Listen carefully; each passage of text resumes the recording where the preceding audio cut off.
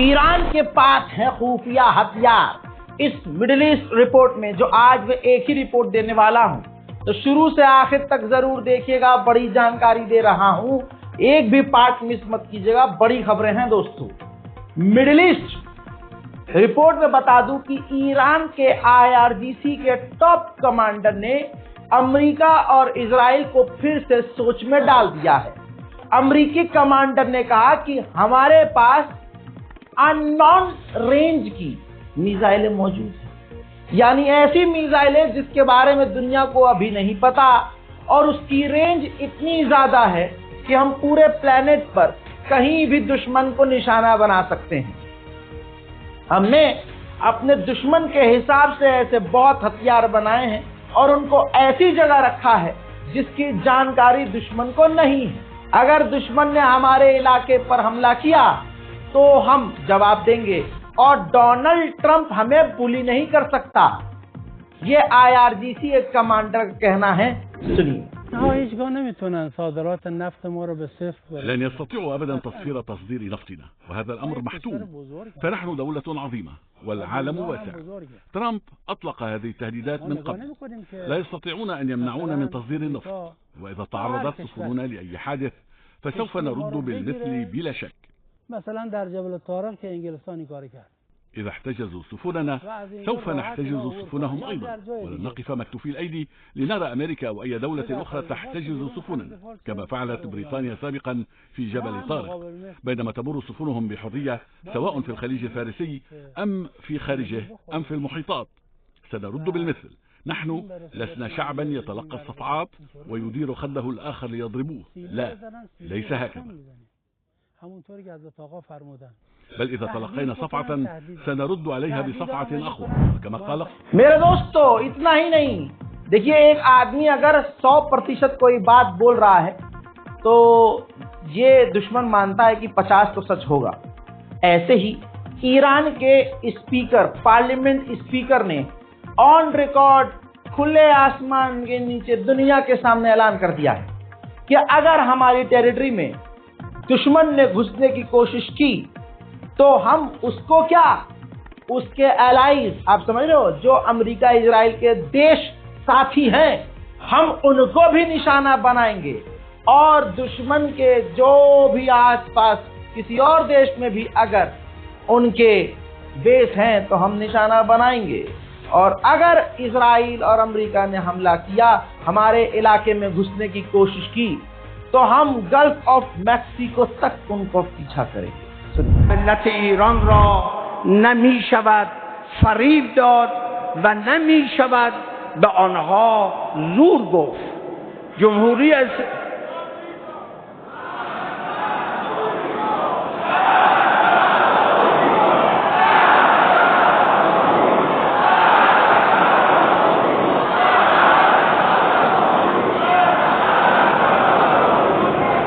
اسلامی در دنیای زورمدار مقتدر و مظلوم است. ما به پشتوانه اولا مردممون به خصوص انسجام و ایمان این مردم، و دوم به پشتوانه رهبر حکیم و شجاع हजरात, इसके अलावा इराक के अंदर जो ईरान के एम्बेसडर हैं, उन्होंने कहा कि हम बातचीत इनडायरेक्ट अमेरिका से करने को तो तैयार हैं, लेकिन हम अपनी बैलिस्टिक मिसाइलों पर कोई बात नहीं करेंगे। हम अपने जो ग्रुप हैं, हमारे अलाइज जो लड़ाकू संगठन हैं, उन पर हम अमेरिका से कोई चर्चा नहीं करेंगे। वहीं ईरान के विदेश मंत्री ने कह दिया है कि हमने डोनाल्ड ट्रंप के खत का जवाब दे दिया है और हमने डिप्लोमेसी के दरवाजे हमेशा से खुले रखे। उधर दोस्तों, डोनाल्ड ट्रंप का भी बयान आ गया है। डोनाल्ड ट्रंप ने कह दिया है कि मैंने ईरान को कह दिया है कि बात बहुत जरूरी है, तुम्हें हमसे बात करनी होगी वरना बहुत बुरा होगा। वहीं डोनाल्ड ट्रंप ने कहा कि ईरान मेरे लिए प्रायोरिटी है। हजरात, यही तो समझना है। आज अल्लाह ने ईरान को इतनी इज्जत और ताकत दी है कि दुश्मन हमला नहीं करना चाहता, सिर्फ हमले की धमकी दे रहा है, और हमले के नाम पर धमका कर बातचीत, यानी तड़प रहा है अमेरिका की कैसे भी ईरान से डील हो जाए। सुनिए ट्रंप को। Iran is very high on my list of things to watch, and as you probably know, I sent them a letter just recently, and I said you're going to have to make a decision one way or the other, and we're going to either have to talk and talk it out, or very bad things are going to happen to Iran, and I don't want that to happen. Big preference, and I don't say this through strength or weakness. My big preference is we work it out with Iran, but if we don't work it out, bad things are going to happen to Iran. उधर Iran के बिल्कुल शिराज के आसपास, Iran के करीब, बिल्कुल करीब spy plane, ये देखिए स्पाई प्लेन लगातार उड़ रहा है। उधर अमेरिका ने मिडिल ईस्ट में प्लेन टैंकर भेज दिए हैं। ये वो टैंकर होते हैं जो फाइटर जेट को हवा से हवा में ही रिफिल करते हैं, उनको ईंधन देते हैं, उनको रिफिल करते हैं। इंडियन ओशियन में, सुन लीजिए, खतरा बढ़ चुका है। इंडियन ओशियन में ईरान के खिलाफ अमेरिका के पास जितने परमाणु बॉम्बर हैं उसके आधे परमाणु बॉम्बर इंडियन ओशियन में ईरान के खिलाफ अमेरिका ने तैनात कर दिए हैं। जानकारी ये आ रही है कि 2 महीने की डेडलाइन दी है अमेरिका ने, डोनाल्ड ट्रंप ने ईरान को, कि हमसे 2 महीने के अंदर अंदर डील करनी होगी, बात करनी होगी।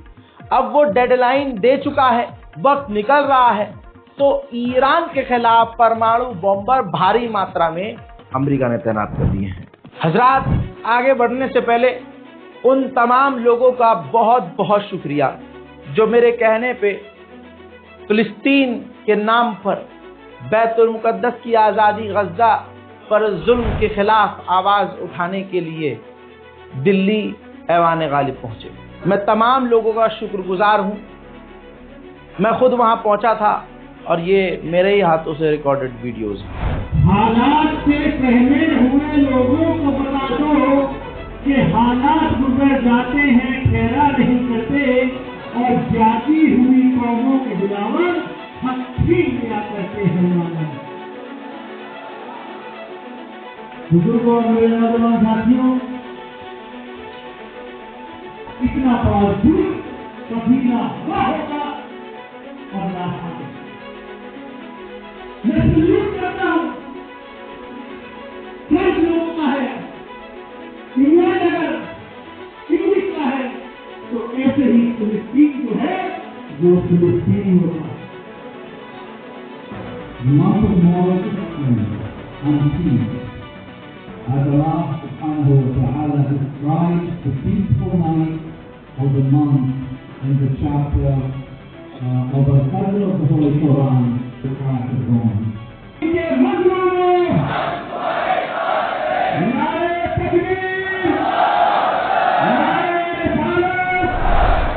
बहुत बहुत शुक्रिया दोस्तों। इसके अलावा उन लोगों का शुक्रिया, मुझे उम्मीद नहीं थी कि मेरी एक आवाज़ पे दिल्ली वाले तो छोड़ो, दिल्ली वाले तो शायद इतने नहीं आए होंगे, लेकिन बेचारे दिल्ली से बाहर से, मुरादाबाद से, महाराष्ट्र से बंदे आ गए भाई।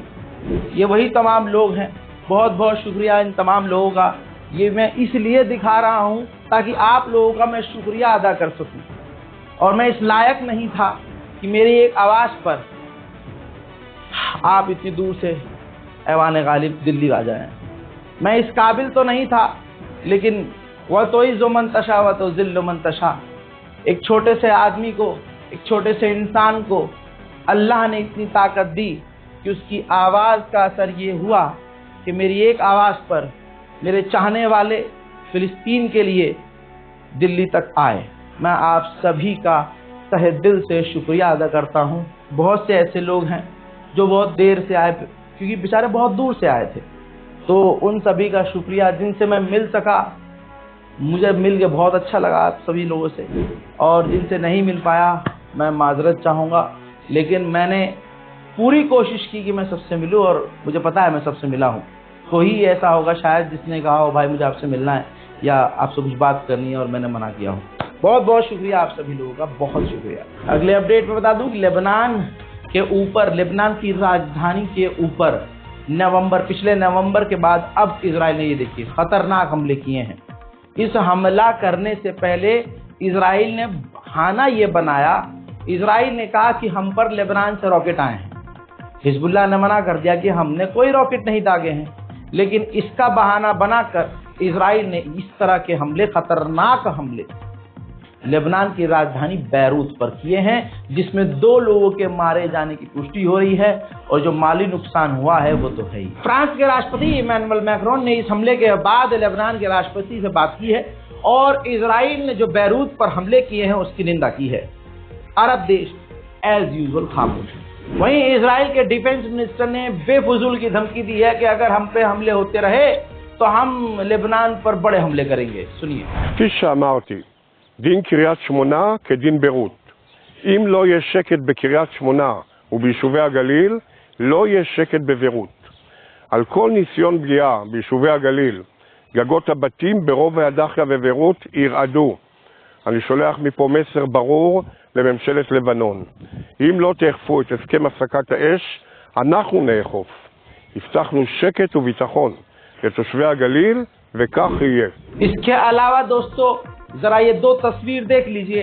लेबनान में स्कूल के ऊपर इजराइल ने टैंक से फायरिंग की है। मेरे दोस्तों इसके अलावा बड़ा अपडेट ये है कि अमेरिका ने तमाम अपनी ताकत का इस्तेमाल करके 24 घंटे में 77 बार बमबारी की है यमन के ऊपर, हूथीज के ऊपर। तो आप सोच सकते हैं कि एक छोटे से मुल्क यमन के ऊपर इतनी बड़ी ताकत 24 घंटे में 77 बार हमला करती है तो क्या होगा।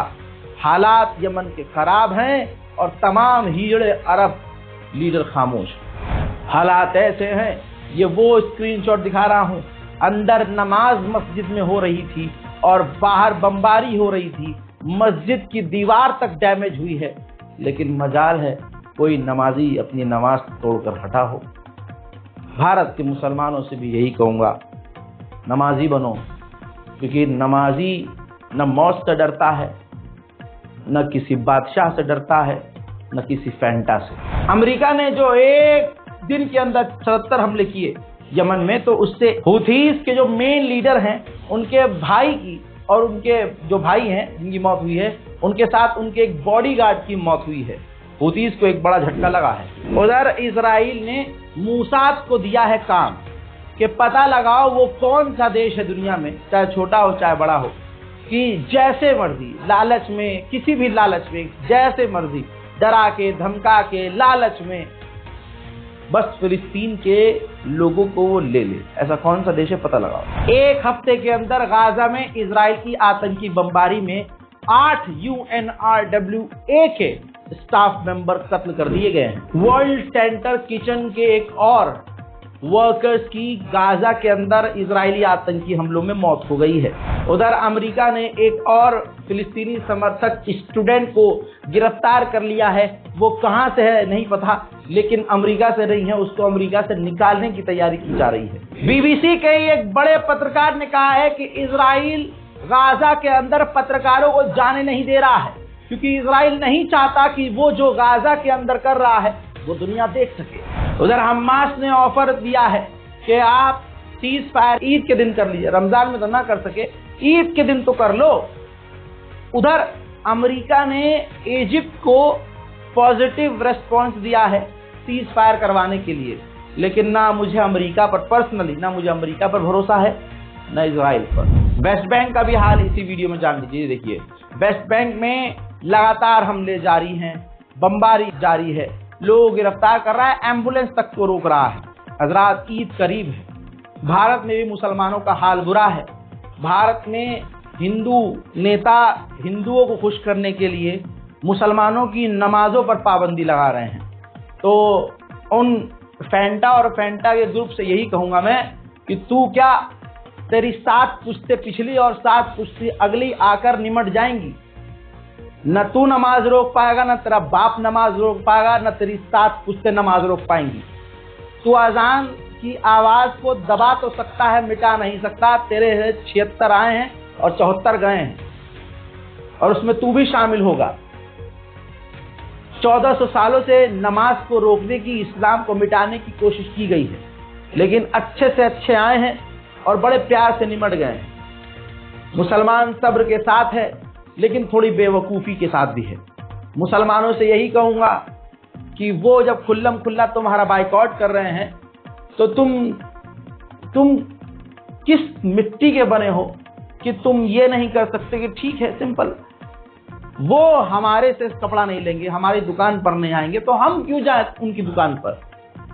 मुसलमान अंधा खर्चा करता है, अंधा, इस्लाम के नाम पर, दीन के नाम पर, त्यौहार के नाम पर। तो हमसे बड़ा बेवकूफ और हुतिया कोई नहीं कि सामने से वो हमें भगा रहे हैं, कह रहे हैं कि यहाँ दिल्ली, भारत की राजधानी दिल्ली में, मतलब मैं पूरे महीने मना करता रहा, खास औरतें सुनती, औरतें अपने माँ बाप की नहीं सुनती, तो लड़की रिलेशनशिप में आती है तो अपने बॉयफ्रेंड की नहीं सुनती, शादी कर लेती है तो अपने पति की नहीं सुनती, थोड़ी बुढ़ी आ जाती है तो बच्चे की नहीं सुनती। सुनती कहाँ है औरत। कह रहा हूं डे वन से, हिंदुओं की दुकानों से सामान नहीं खरीदो। राजधानी दिल्ली में एक वारदात हुई। अब एक औरत गई, बहुत फेमस मार्केट है, दिखाता हूँ वीडियो आपको भी, वो गई सामान लेने के लिए, उसको हिजाबी लड़की को देखकर मार्केट के लोग नारेबाजी करने लगे, हत्ता कि ये तक कह दिया कि हम तुमको सामान नहीं देंगे। यह हाल है, देखिए भाई इतनी अलग लेवल पे इस्लामोफोबिया बढ़ चुका है इस देश में। अभी मैं सरोजनी नगर आई थी मार्केट में शॉपिंग करने के लिए, एंड कुछ शॉपकीपर्स जो थे, दे स्टार्टेड सेइंग जय भवानी जय भवानी, वहाँ तक ठीक था। उसके बाद दे स्टार्टेड सेइंग कि हम औरंगजेब की औलादों को कपड़े नहीं देते। That was something very, like I can't even express in my words कि मेरे को वो कितना ज़्यादा पेनफुल लगा।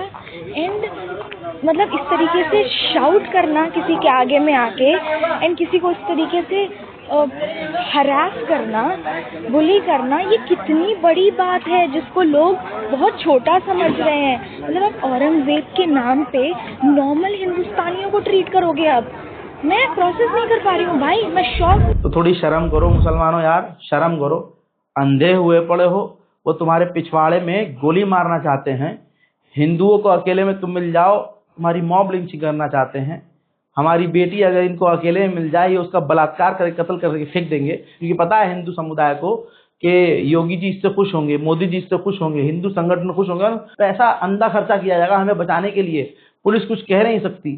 हम किसी मुसलमान लड़की का बलात्कार करेंगे तो पुलिस आके हमारा हाथ चूम के ले जाएगी, चलो अंदर तुम्हारा ध्यान रखेंगे, कुछ दिन बाद मामला ठंडा हो जाएगा, बाहर आ जाओगे, मजे मजे बाहर आके नेता बन जाना। लेकिन समझ में नहीं आ रहा। मेरे दोस्तों, इस रिपोर्ट को शेयर कीजिए। फिर से कह रहा हूं, वैसे तो हाल बहुत बुरा है, लेकिन कुछ नहीं कर सकते तो बाइकआउट कीजिए, हिंदुओं से सामान लेना। साफ बोल रहा हूं, अब तक नहीं बोलता था, अब बोल रहा हूं, क्योंकि सामने से हमारे मुंह पर आकर हमें जलील किया जा रहा है और हमारे बाइकआउट की बात की जा रही है। भाई हम गांधी को पसंद करते हैं, लेकिन गांधी जी वाला अभी माहौल नहीं है कि तुम हमारे इस गाल पे मारोगे तो हम ये भी दे देंगे, फिर यहाँ मारोगे तो हम कह देंगे यहाँ भी मार लो। ना ना ना ना, तुम हमारा बाइकआउट करोगे, हम तुम्हारा करेंगे, सीधी बात। Tit for tat. जय हिंद।